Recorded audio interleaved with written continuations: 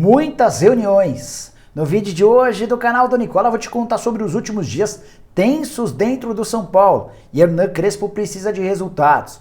Bora falar também sobre Antony, que vive fase espetacular com a camisa do Ajax e é hoje a principal possibilidade de receita do São Paulo. Vou falar também sobre Grêmio e a possibilidade da compra de Borja de forma antecipada. O Grêmio trabalha com essa possibilidade, mas não tão breve. Vou falar ainda sobre o Flamengo, com o time praticamente todo reserva diante do América Mineiro. Será que o Flamengo já abriu mão do título do Campeonato Nacional? Para completar, tem informações sobre o Atlético Mineiro, que vai em busca de um recorde no confronto da noite desse sábado contra o Tricolor a partir das 21h no Morumbi. Tudo isso a partir de agora, não sei antes me apresentar. Sou o Jorge Nicola e criei esse canal para mais de 1.070.000 inscritos para deixar vocês bem informados sobre as coisas do futebol. Se você ainda não se inscreveu, aperta esse botãozinho vermelho de inscreva-se, aproveita e deixa like nesse vídeo, like, que ajuda bastante, beleza? Bom, bora começar o vídeo, não sem antes dar uma última dica importante. A dica de hoje é sobre a BetWinner, que tem como embaixador Roberto Carlos, um dos melhores laterais esquerdos da história do futebol em todos os tempos. A BetWinner permite que você aposte nos principais campeonatos do planeta, tudo online, de onde você estiver. São várias as oportunidades para você começar a ganhar com a BetWinner. Nesse sábado, por exemplo, o Palmeiras, onde o Roberto Carlos arrebentou, visita o Corinthians, jogo na Neoquímica Arena, e a vitória do Timão tá pagando 2,92. O empate pagando R$3 e a vitória do Palmeiras, mesmo fora de casa, pagando 2,74. Também no sábado tem São Paulo e Atlético Mineiro, outro jogo pesado. E a vitória do Tricolor paga R$2,71, o empate pagando R$3,20 e a vitória do Atlético Mineiro pagando 2,77. Todas as cotações desses dois jogos bastante interessantes. Para se cadastrar é fácil e rápido. E tem mais, usando o meu código promocional que é RC3Nicola, de Roberto Carlos e Nicola, você ganha 100% de bônus até R$650. Curtiu, né? Então pega o link que está no comentário fixo desse vídeo, se cadastra por lá e comece a se divertir na betwinner.com. Seja um vencedor com a BetWinner. Agora sim, bora começar o vídeo falando sobre a possibilidade de o Grêmio comprar o Borja do Palmeiras de forma antecipada. Você sabe que algumas semanas atrás houve um empréstimo até dezembro de 2022. E por essa cessão o Grêmio pagou US$ 1 milhão ou 5.300.000 reais. Ficou combinado que se o Grêmio quiser comprar o Borja em definitivo, vai precisar desembolsar mais US$ 2.750.000, que hoje equivalem a mais ou menos R$14.600.000 reais. A soma de todo o pacote do Borja daria quase R$20 milhões, R$19.900.000 para ser mais preciso, e isso equivale a 50% dos direitos econômicos. Só para constar, o Palmeiras comprou o Borja em dois momentos distintos, pagou 33 milhões num primeiro momento e mais 11 milhões no segundo. Para ter 100% dos direitos econômicos, o Verdão desembolsou 44 milhões. E agora tem a chance de vender 50% por quase 20 milhões de reais. É uma forma de diminuir o prejuízo. O vice-presidente de futebol do Grêmio, Marcos Herrmann, deu uma entrevista à Rádio Grenal falando sobre a possibilidade de o Grêmio comprar o Borja de forma antecipada. Mas não é tão antecipada assim. Ninguém no Grêmio pensa em fazer o pagamento de mais $2.750.000 nesse momento. Ele disse o seguinte, abre aspas, não há nenhuma razão para antecipar o pagamento nesse ano. E a preferência é nossa. O Grêmio paga o que está determinado, fecha aspas. Então só para vocês entenderem. O raciocínio do Grêmio é o seguinte, nenhum clube do futebol brasileiro vai desembolsar $3.750.000, que é o preço total dos 50% do Borja nesse momento. Propostas da Europa pelo Borja também são meio que sem propósito, até porque ele já tem 28 para 29 anos. As grandes ameaças hoje, a possibilidade de o Borja ser vendido são o México e os Estados Unidos, o próprio Grêmio entende dessa maneira. Mas nada deve acontecer por agora, talvez na janela do final do ano, e é nesse momento que o Grêmio vai estar atento. Se pintar algum time interessado, o Grêmio vai fazer o pagamento de mais $2.750.000, totalizando os 3.750 para ter 50% dos direitos econômicos. Borja, que vive fase espetacular. Desde que chegou ao tricolor gaúcho já marcou 4 gols em 9 partidas e foi responsável por mais de 50% dos pontos do Grêmio no Campeonato Brasileiro. A vitória contra o Flamengo na última rodada inclusive teve gol de Miguel Ángel Borja. Bora falar agora sobre o Flamengo, disse um pouquinho sobre o rubro-negro, agora vamos dar mais detalhes sobre o planejamento de Renato Gaúcho. Antes de só contar, que eu contei na manhã desse sábado, num vídeo super importante, como é que o Flamengo pensa em transformar a sua Flá TV num Netflix, capaz de faturar cerca de 120 milhões de reais por mês. Se você não assistiu ao vídeo, vou deixar o link para que você tenha ideia do que eu tô contando, beleza? Bom, sobre o Flamengo que se planeja para o final de semana, nesse domingo a partir das 11 da manhã em Belo Horizonte, o Flamengo enfrenta o América.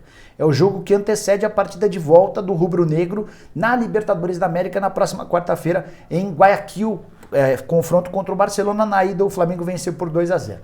Pensando no jogo da Libertadores, o Renato Gaúcho decidiu poupar quase que o time inteiro. Nem viajaram para Belo Horizonte.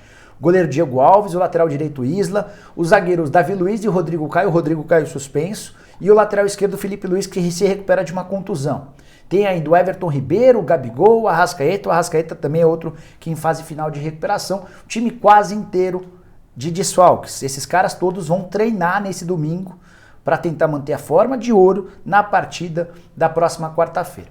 A tendência é de um Flamengo bem diferente. Dá uma olhada na escalação. Gabriel Batista no gol, Mateuzinho na direita, Gustavo Henrique e Bruno Viana ou Léo Pereira como os zagueiros e o René na esquerda. Meio de campo com William Arão, Thiago Maia, Diego mais avançado e Vitinho. Na frente, Bruno Henrique e Pedro. O único setor em que você olha e fala, nossa, que bacana, é esse setor ofensivo com Bruno Henrique e Pedro. Meio de campo com Arão, Thiago Maia, Diego, tem uma base de atletas que vem atuando com bastante frequência como titular, e o Vitinho, que também vira e mexe, aparece no time principal. É importante lembrar que esse jogo do Campeonato Brasileiro é fundamental para o Flamengo. O rubro-negro hoje aparece 11 pontos atrás do Atlético Mineiro. Galo que joga daqui a pouquinho contra o São Paulo. E em caso de vitória do Atlético e derrota do Flamengo, a diferença vai para 14 pontos e fica praticamente impossível buscar depois, apesar da lembrança de que o Flamengo tem 2 jogos por fazer. Esses 2 jogos serão disputados no mês de novembro. Mas é o Renato Gaúcho, mais uma vez, não demonstrando muita preocupação com o Campeonato Brasileiro. Era esse o comportamento dele nos tempos de Grêmio, sempre priorizando as competições de Copa. O Flamengo segue vivo na Copa do Brasil e também na Libertadores da América. Já sobre o Atlético Mineiro, que joga nessa noite, daqui a pouquinho contra o São Paulo, às 21 no Morumbi, a tendência é de um time bem próximo do titular, com um ou outro desfalque, só os atletas mais cansados, aqueles mais próximos de contusão. A ideia do Atlético é tentar concentrar forças em todas as competições, aumentando as suas chances de ganhar. E eu queria contar sobre um recorde bem bacana que o Atlético pode igualar nessa noite. O Galo tem, nesse momento, 13 partidas sem derrota no Campeonato Brasileiro. E se não perder para o São Paulo, vai igualar a maior marca de sua história no Campeonato Brasileiro, desde que ele foi inaugurado em 1971. A curiosidade é que esses 14 jogos de invencibilidade que o Galo pode alcançar ou igualar hoje, aconteceram no Campeonato de 2012, sob o comando de quem? Do mesmo Cuca que dirige o Atlético nessa oportunidade. O Galo que enfrenta o São Paulo nessa noite, muito preocupado também com a partida da próxima terça-feira em casa contra o Palmeiras, no jogo de ida 0-0. O Galo vai colocar à disposição aquilo que tem de melhor, mas também leva consigo alguns bons feitos do Campeonato Brasileiro. É de longe a melhor defesa do campeonato, há um tempão sem tomar gol. É também o segundo melhor time como visitante. Campanha de 7 vitórias, 2 empates e só 2 derrotas, 70% de aproveitamento dos pontos. Você tem palpite para São Paulo e Atlético? Você tem palpite para Corinthians e Palmeiras, outro jogo importantíssimo desse sábado? E palpite para Flamengo e América, ou América e Flamengo, jogo em Minas Gerais? Use o espaço para comentários para deixar seus palpites, beleza? Bom, bora falar agora sobre Antony, jogador que está vivendo uma fase espetacular, só 21 anos de idade, é titular absoluto do Ajax, marcou gol nesse sábado na vitória do time dele por 3-0. Recentemente foi campeão olímpico com a seleção brasileira e acaba de ser convocado para a seleção principal, convocação feita pelo Tite nessa sexta-feira. E aí eu fui checar com pessoas próximas ao Antony se existe alguma possibilidade dele ser negociado em breve. E uma das pessoas que trabalha com o Antony me contou que nessa última janela de transferências na Europa, de verão, que é a principal deles, houve uma sondagem / proposta de um clube da Premier League, da Inglaterra. Esse clube sinalizou com uma oferta de 30 milhões de euros. Mas o staff do Antony nem levou a oferta para o pessoal do Ajax, porque sabia que por 30 milhões de euros não haveria a menor possibilidade de negociá-lo. Aí eu perguntei para essa pessoa, tá bom, e qual que é a cifra? Quanto é que vale o Antony hoje? Essa pessoa diz que é muito difícil fazer uma avaliação levando em consideração o crescimento e a produção, a melhora do Antony cada mês. O fato de ter sido campeão olímpico dá uma valorizada, o fato de ter sido convocado para a seleção principal também ajuda. Se ele nos próximos meses jogar pela seleção principal, certamente vai se valorizar ainda mais se continuar marcando gols e assistências. Nessa temporada em 5 jogos, já são 2 gols e 2 assistências, ou seja, participação em gols. 4 participações em gol para 5 jogos, tudo isso certamente vai continuar valorizando o atacante brasileiro. Essa pessoa com quem eu conversava disse que hoje talvez o Antony valha algo na casa dos 50 milhões de euros ou 312 milhões de reais. São Paulo tem quanto de participação? O Tricolor vendeu o Antony no ano passado e ficou com 20% da mais-valia a partir de 16 milhões de euros. O que significa isso, Nicola? Que qualquer proposta que ultrapassar 16 milhões de euros, acima desse valor o São Paulo fica com 20%. Vamos usar o exemplo dos 50 milhões de euros? Digamos que o Ajax na metade do ano que vem venda o Antony para o Manchester United por 50 de euros. Você tira de 50 os 16 milhões de euros, sobram 34 milhões de euros. E é em cima dessa grana que você contabiliza 20% para ficar para o São Paulo, ou seja, 6 milhões e 800 mil euros, que equivalem hoje a 42 milhões e meio de reais. É mais ou menos quanto o São Paulo deve faturar diante de uma transferência de 50 milhões de euros do jogador brasileiro. Muito boa fase, um dos melhores atacantes em atividade do Brasil no futebol europeu. Fiquem atentos, vocês são paulinos, vai vir bastante dinheiro pela frente num futuro não tão distante. Bom, bora fechar o vídeo com 2 informações importantes. A primeira delas sobre a situação do Bahia. O time é o 15º colocado, muito ameaçado pela zona do rebaixamento, tem os mesmos 23 pontos do Juventude, que hoje está no Z4. E diante da campanha ruim, da informação de que o Bahia tem salários atrasados, 1 mês em carteira, mais 3 meses de imagem para os atletas que estão desde o começo do ano e 7 meses de direitos de imagem para os atletas que estavam desde o ano passado, diante de todo esse contexto, existe muita pressão em cima do presidente do Bahia, o Guilherme Benintani, vem sendo cobrado fortemente por torcedores do Tricolor. O fato de o Bahia ter sido campeão da Copa do Nordeste desse ano parece até já ter sido esquecido. Mesmo porque o Bahia não ganhou o Campeonato Baiano, acabou caindo nas semis e também não fez uma boa campanha na Copa do Brasil. Desde 2019, o resultado esportivo não é dos melhores. Para piorar, várias contratações equivocadas. Casos do Cleison, do Elias, do Anderson Martins, do Fernandão, do Mano Menezes, e todas essas contratações caras e que não surtiram efeito ajudam a explicar a dificuldade financeira do Bahia. E você, torcedor do Bahia, como é que você vê essa questão? Vale a lembrança de que o Benintani está só no primeiro ano do seu segundo mandato.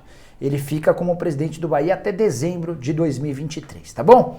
Para fechar o vídeo, eu quero contar sobre o São Paulo, que desde o empate na última quarta-feira em 0-0 com o América, no jogo em que o Coelho foi muito melhor que o São Paulo, o Tricolor resolveu começar da estaca zero. E foram várias as reuniões. O Crespo, por exemplo, se reuniu com o Muricy, com o Rui Costa, com o presidente, o Júlio Casares, voltou a se reunir de forma particular com o Muricy, esteve em contato, só ele e os atletas, e depois de todos esses encontros, algumas providências foram tomadas. A partir de agora, o Crespo se comprometeu com os dirigentes do São Paulo a tomar as rédeas do que acontece dentro do departamento de futebol. Ele tem como opção, como um jeito de trabalho, ele não centraliza tanto as coisas, ele divide bastante com os membros da comissão técnica e isso vinha incomodando algumas pessoas da diretoria. A partir de agora, o Crespo vai chamar para si a responsabilidade. Ele que vai tomar as decisões, ele vai ser um pulso mais firme.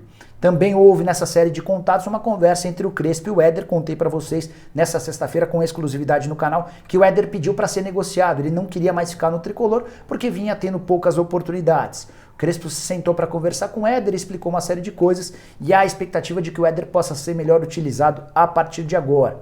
Até dentro de campo algumas mudanças devem aparecer. A opção por marcação individual talvez, com o passar do tempo, vá perdendo força. O Crespo foi convencido por dirigentes como o Muricy de que em alguns momentos é legal você mudar esse estilo. Outra coisa que incomodava os atletas, um rodízio muito grande de jogadores. O Crespo vai tentar, na medida do possível, colocar um time mais fixo daqui para frente, até porque o São Paulo só tem um campeonato para disputar. São todas as mexidas, são todas as mudanças para tentar evitar que ele seja demitido. A partir de agora, o técnico argentino precisa de resultados. Caso contrário, vai correr o risco de demissão antes mesmo do fim do ano. A ideia do presidente Júlio Casares e do Carlos Belmonte, que é o homem forte do futebol, era de que até dezembro o Crespo continuasse e aí sim fizesse uma avaliação. Isso mudou. Depois do resultado e da performance muito ruim contra o América, exige-se nesse momento melhores resultados e melhores atuações. A começar pelo jogo contra o Atlético Mineiro. É óbvio que jogar contra o líder requer uma qualidade, mas a exigência em relação ao resultado talvez não seja tão grande. Mas depois, para a próxima rodada contra a Chapecoense, aí sim o bicho vai pegar se o São Paulo continuar jogando mal e não pontuar. O Tricolor precisa, na avaliação dos dirigentes, brigar por vaga em Libertadores da América. Tem um elenco caro, com investimentos pesados. Recentemente, inclusive, chegaram o Caleri e o Gabriel Neves. E é por isso que o São Paulo vai brigar. Se não for com o Crespo, será com outro treinador. Beleza, pessoal? Eram essas as informações que eu queria dividir com vocês. Na tarde desse sábado, eu espero que vocês tenham curtido o vídeo e deixem like por aqui. Quem ainda não se inscreveu, aperta esse botãozinho vermelho de inscreva-se e a gente se encontra assim que surgirem mais notícias. Abraço, tchau, tchau!